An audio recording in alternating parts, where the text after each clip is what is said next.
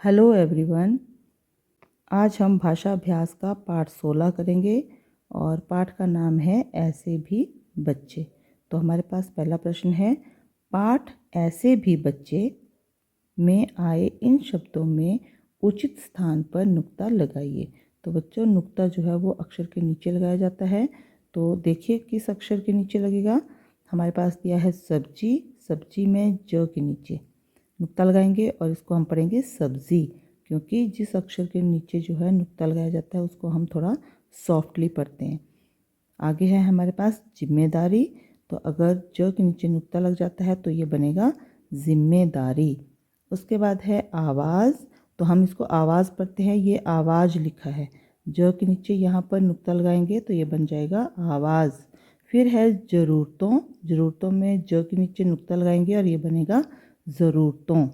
ठीक है। अब है प्रश्न नंबर 2। नीचे दिए गए वाक्यों को ध्यान से पढ़िए। क नंबर है, पन्ना उनके पास आती है। और ख में लिखा है, मेरे कंधे पर भी कभी बस्ता होगा। नंबर 3। ग नंबर पर दिया है, बच्चे कॉलेज पहुंच गए थे। अब देखिए इन्होंने इसको थोड़ा सा मोटा लिखा हुआ है, आती होगा गए थे। तो वाक्य क में काम हो रहा है और जहाँ काम हो रहा होता है उसे हम कहते हैं वर्तमान काल। वाक्य ख में काम होगा, होगा का मतलब भविष्यत काल।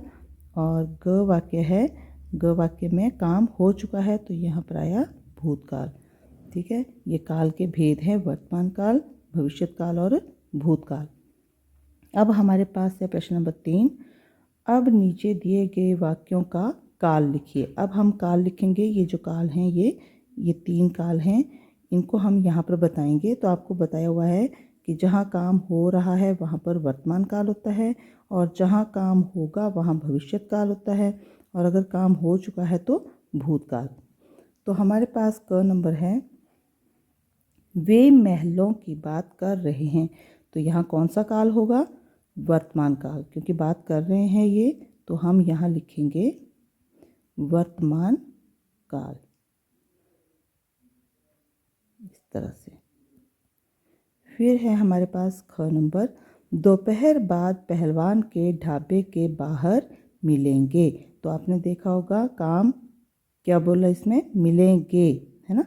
तो जहाँ काम होगा वहाँ पर क्या आएगा? भविष्यत काल। तो हम यहाँ लिखेंगे भविष्यत काल, भविष्यत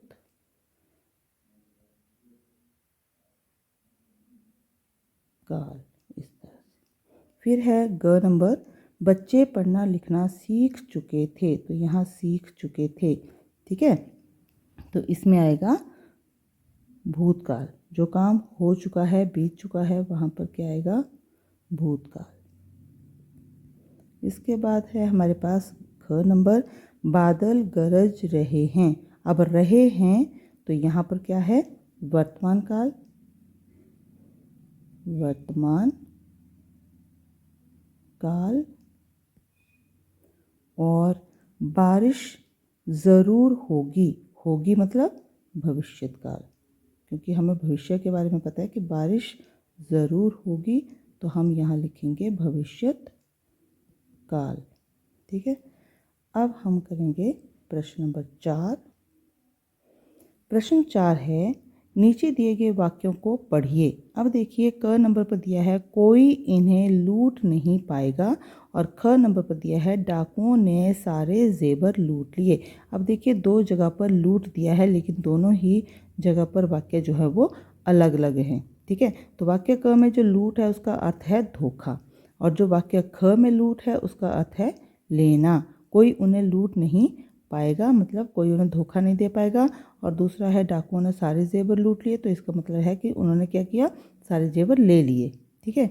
तो अब नीचे दिए गए शब्दों से वाक्य बनाकर लिखते हुए उनका अर्थ स्पष्ट कीजिए। हमने ऐसे वाक्य बनाने हैं जिससे उसका अर्थ स्पष्ट हो। हमने शब्द प्रयोग करना है वाक्य में, ना कि उसका अर्थ। ठीक है। इनको जो है वो वाक्य में प्रयोग नहीं करते हैं, ये सिर्फ इनका अर्थ है। ओके। अब यहाँ पर दिया है उत्तर, उत्तर का एक अर्थ है, एक दिशा और दूसरा है जवाब। ठीक है, तो हम यहाँ पर लिखेंगे, हमने यहाँ पर अर्थ प्रयोग नहीं करना बल्कि शब्द को प्रयोग करना है। तो हम यहाँ लिखेंगे हम उत्तर भारत में रहते हैं। कई बार जो है वो कुछ बच्चे यहाँ ये भी कह देते हैं कि हम उत्तर दिशा की ओर जा रहे हैं, तो फिर देखिए उसमें दिशा भी आ गया, अर्थ भी आ गया। तो अगर हम ये वाक्य बनाते हैं तो ये ज़्यादा अच्छा रहेगा। उसके बाद है दूसरा जवाब, मुझे प्रश्न का उत्तर आता है। ठीक है, तो इस तरह से आपको जो है वो इनका अर्थ स्पष्ट हो रहा है और हम इसका वाक्य में जो है वो शब्द प्रयोग कर रहे हैं। अब दूसरा है ख नंबर पर हमारे पास है हार। एक हार जो है वो पराजय होता है, पराजय मतलब हारना, और दूसरा जो है वो माला। तो हम इनका वाक्य बनाएंगे। तो यहाँ पर हम लिखेंगे राजा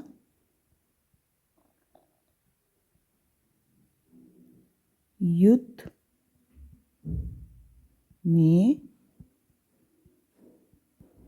हार गया। और दूसरा है माला, मैंने हार खरीदा। इस तरह से। अब है हमारे पास प्रश्न नंबर 5।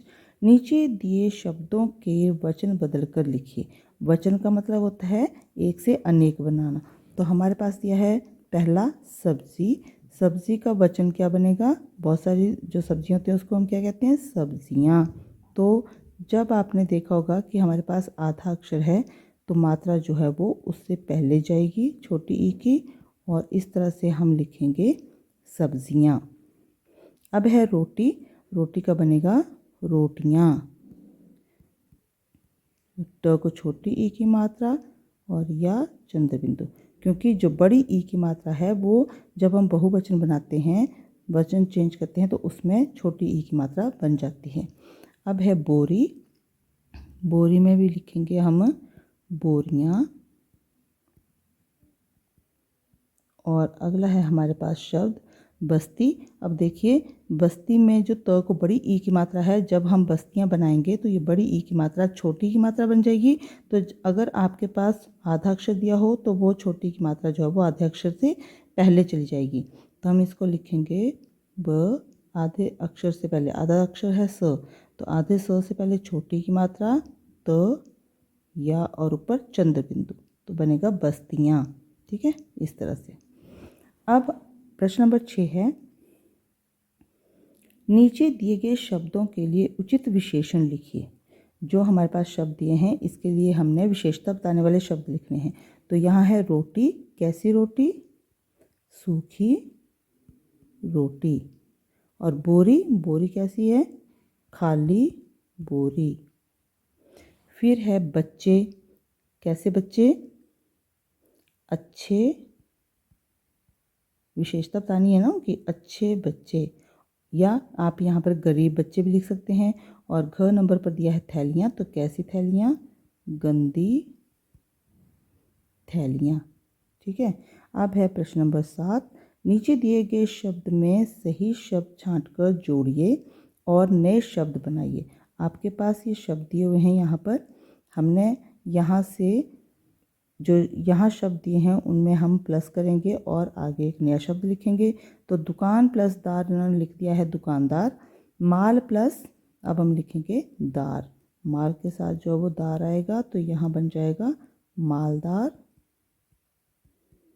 फिर आगे है हमारे पास केले। केले वाला होता है ना, तो यहाँ पर वाला करेंगे हम प्लस वाला, तो बन जाएगा केले वाला। केले वाला। फिर है चित्र। चित्र प्लस कार, तो बन जाएगा चित्रकार।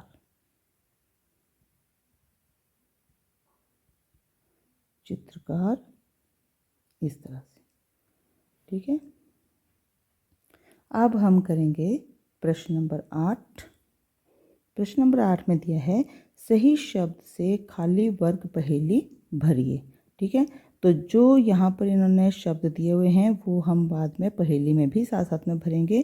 तो पहला है मेरा मन पढ़ाई में जम गया या रम गया, पढ़ाई में रम गया। ठीक है, तो यहाँ हम लिखेंगे रम, र यहाँ आएगा और म इन्होंने नीचे दिया हुआ है तो रमना है ना, मन जो है वो पढ़ाई में लगना, तो वहाँ पर हम कहते हैं रम गया। और दूसरा है आज मेरी नानी जी आई हुई हैं, तो यहाँ पर आएगा आई। ठीक है, तो हम लिखेंगे आई। और दूसरा नंबर देखिए कि दूसरा कहाँ है, ये 2 नंबर लिखा है तो यहाँ पर आ जाएगा और ई इन्होंने अगले बॉक्स में दिया हुआ है। तीसरा है वहाँ सभी डैश से व्याकुल थे, किससे, भूख से, है ना, भूख से व्याकुल होते हैं, ठंड से नहीं, तो यहाँ आएगा भूख। तो तीसरा नंबर कहाँ है, यहाँ भ डालेंगे और बड़े ऊ की मात्रा, ख इन्होंने अगले बॉक्स में दिया है। आगे है नंबर 4, मैं डैश की बात कर रहा था, मैं पेड़ की बात कर रहा था, तो यहाँ पर आ जाएगा पेड़। और हम देखेंगे 4 नंबर पर इन्होंने क्या दिया है, पे और आगे ड दिया हुआ है। अब है नंबर 5, उसने अली से पूछा किताबें क्यों फाड़ रहा है। फाड़ आएगा, तोड़ नहीं आता है क्योंकि किताबें फाड़ी जाती हैं, तोड़ी नहीं जाती हैं, है ना, तो यहाँ पर हम लिखेंगे फाड़, कागज़ फाड़ते हैं ना, तो यहाँ पर हम लिखेंगे, यहाँ इन्होंने दोनों बॉक्स खाली छोड़े हुए हैं तो हम दोनों में ही लिखेंगे। अब है नंबर 6, भगवान शिव का एक नाम शंकर, आपको पता है क्या एक नाम, शंकर। तो यहाँ पर नंबर 6 जो है यहाँ दिया हुआ है, खाली बॉक्स है, एक अक्षर हम यहाँ लिखेंगे और क दिया है और अगले अक्षर को यहाँ लिखेंगे शंकर। अब है नंबर 7, वह मुझे डैश देने लगा, क्या देने लगा, सीख, तो यहाँ हम लिखेंगे सीख। तो नंबर 7 पर आएगा, ये ख इन्होंने दिया हुआ है तो ऊपर वाला बॉक्स खाली है, उसमें हम लिखेंगे सी और नीचे ख। अब है नंबर 8, उसे पता न चले कि लकड़ियाँ डैश हैं, कैसी, पीली या गीली, यहाँ पर आएगा गीली।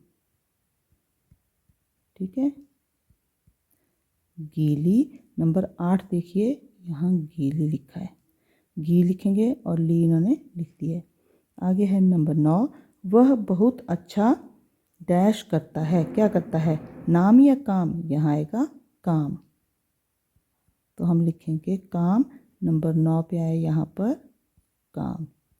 फिर है नंबर 10, उसने डैश कर पेंसिल उठाई, रुक कर या झुक कर, पेंसिल उठाई, अगर उठाई है तो झुक कर, है ना, तो यहाँ हम लिखेंगे उसने झुक कर पेंसिल उठाई। 10 नंबर पर यहाँ पर झ और छोटे ओ की मात्रा ऐसे आ जाएगा।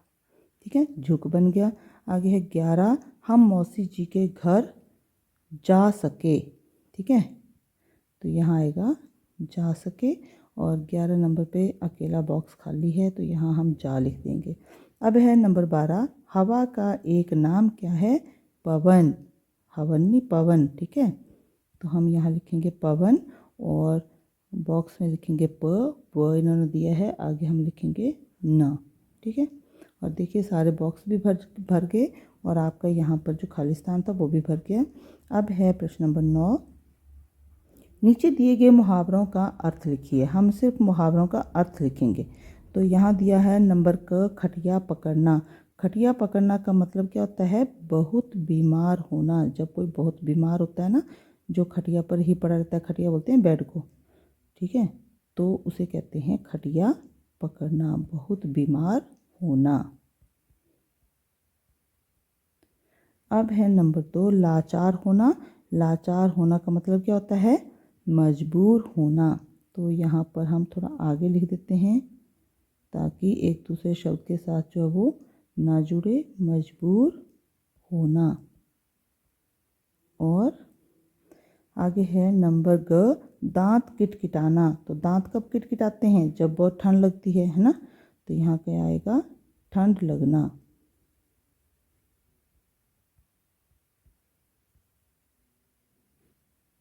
इस तरह से, ठीक है। तो इस तरह से आपका पाठ नंबर 16 जो है वो पूरा हो जाता है। धन्यवाद।